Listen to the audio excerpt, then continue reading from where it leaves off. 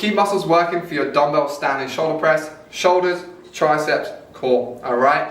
With this one, you want to make sure that feet are about hip width apart, legs are nice and straight, butt cheeks are squeezed as tight as you can, abs are locked on, so big breath in and brace there.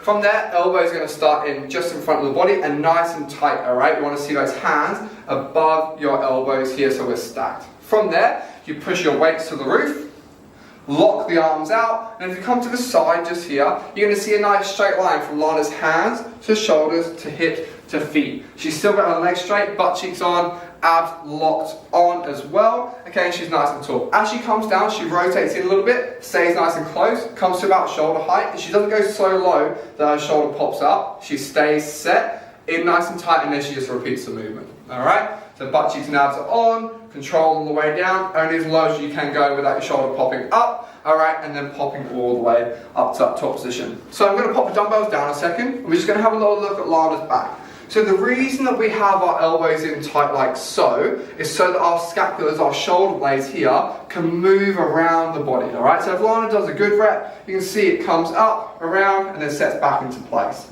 If she comes out here, alright, she gets to about halfway, and it gets all kind of locked up, and her shoulders shrug up, and she's at a risk of injury there, and she can't fully lock her arms out because her shoulder blades aren't moving properly. So we want to decrease the risk of injury, increase the range of motion, and let those shoulder blades move around the rib cage, and we do that by using our neutral or semi-neutral grip at the bottom. Alright, so we're going for a landmine Cossack squat here. We are going to be predominantly working our legs, so the quads, bit of glutes, bit of hammies, bit of adductors will slip in there too. So setting up, guys, you're going to grab onto your barbell right at the edge there. We're going to set those shoulders down and back. You have a nice wide stance here, so wider than hip width. You almost might feel a little bit awkward here. You can have a slight turnout through those feet there as well. That should feel nice and comfortable.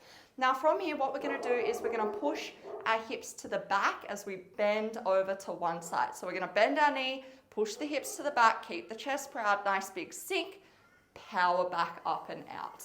So sitting back into it, send the hips back, nice and neutral through the spine, make sure that knee drives away from that midline, power back up and out. So make sure our range of motion comes from bending through that knee and pushing the hips back, not just reaching the weight down to the ground. So ensure that you have that nice neutral spine and your core is engaged. Now, if you feel like you want to increase your range of motion, you can also lift this other foot off the ground, okay? So that opposite foot, the toe can come off. It can really sink into your... For your T-bar row, you're going to work your lats and the rest of the back, the upper back, and then your biceps.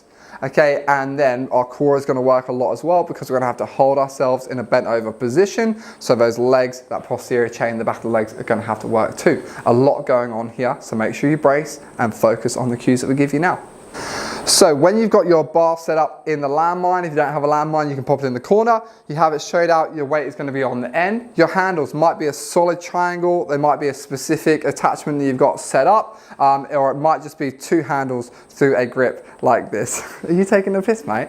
All right, from there, you drop your hips down, shoulders set and stand all the way up. From here, I like to have the handles really close to my legs. Shoulders back, big breath in and brace, and we're going to have a bend in our knees as you send your bum back and go into a nice level position or almost level, okay? So from here, you drive your elbows back in line with the bottom of the ribs and squeeze our whole back tight. Notice how Lana's shoulders come back, big squeeze, elbows come just past the body, and she is staying in that same position. As she comes up through the reps, you don't want to rise and rise and rise because we're going to get into the neck. So make sure, pop the weights down a second, when you are over in that bent position, we're bracing through the core. So you're going to breathe in and brace. I'm going to punch you in the belly, okay, and as you release that breath, you're going to stay tight. Breathe in and brace, and then stay tight even as you breathe out. Okay, so make sure that core is on. If you feel any back pain, you stand up with that weight, shoulders back, brace tight, reset, and then go again. It doesn't matter if you're halfway through a rep, we do not want any back pain at all. Dumbbell bent over, reverse fly, and this is what it looks like. Okay, so setting up for our dumbbell bent over reverse fly, we're going to have our feet about hip width apart, a soft bend in our knees, and then we're going to hinge. So we're going to send our hips back and bow forward. So you'll work to your own range of motion here. Maintain a nice flat back and you'll feel a little stretch through your hamstrings. Now your hands are going to be directly underneath your shoulders. We're going to have nice lengthened elbows, and from here we're just scraping our knuckles out into that nice big T position, thinking of squeezing through that mid upper back and then controlling back down. So you see at the bottom point, Jack is finishing with his hands directly under his shoulders. He's not bringing them in close together or far away from his body. It's a nice controlled movement, no momentum. Tricep cable push down looks like this. If you are in the gym, you might want to use a rope attachment instead of one of these. Some gyms now have a nice long rope with a specific hand attachment which fits nicely so you don't crush your little pinkies. If you can get one of those, perfect. The ropes only come to about there. It just means that you can't come as wide into a nice arrowhead. So if you can get a longer attachment or even 2 ropes, it's going to be a lot better for your tricep recruitment. So before we grab the cables, what we're going to think about is being in a nice arrowhead from Lana's head all the way down to the outside of her elbow. She's not getting in crunch like this and rounding forwards. She's opened up, the elbows are back and they are pulling nice and wide. So if she takes this over to the cable now, she's really going to get a good tricep burn. She's leant forwards a tiny bit of the body, standing nice and close. At the top, we want her forearm to be touching her bicep, and that's going to give us a full stretch, well, as much of a stretch as we can get on our triceps. From there, she has a slight lean forwards, almost to the angle of the cable, and she just maintains that arrowhead. So shoulders back, chest out, and we pull nice and wide, squeezing the triceps hard.